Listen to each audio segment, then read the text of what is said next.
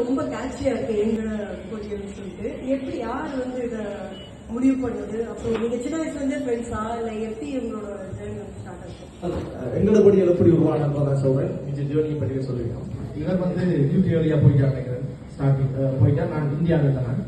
அப்போ இவர் அடிச்சு கேட்டார், மச்சான் சடனா ஒரு கன்சல்ட் செய்ய சொல்லினா பிளான் பண்ணணும், என்ன பேர்ல கொடுக்குறோம், ஆக்சுவலாக அவருடைய கொடுப்போமா. நான் சொன்னேன் எல்லாருமே எங்களை எப்படி பார்க்கறது என்றால் தங்களோட பிள்ளைக்கு ஒரு பிள்ளை மாதிரி தான் கூட எல்லாருமே கதைக்கிறவங்களோட அப்படித்தான். எங்களோட கதை கேட்கலையே தங்களோட பிள்ளை கதைச்சால் அரவணைச்சு தம்பி அண்ணன் அல்லது ஒரு தங்களோட பிள்ளைகள் மாதிரியான மனுஷன் கதைக்கிறேன். அப்ப எல்லாருக்குமே நாங்கள் அவங்க பிள்ளைகள் மாதிரி. அப்ப ஓகே எங்களோட படிகள் வாராங்கன்னு சொல்லணும் என்ற ஒரு மைண்ட் செட்ல நான் வேறு கூட சொல்லிட்டேன்.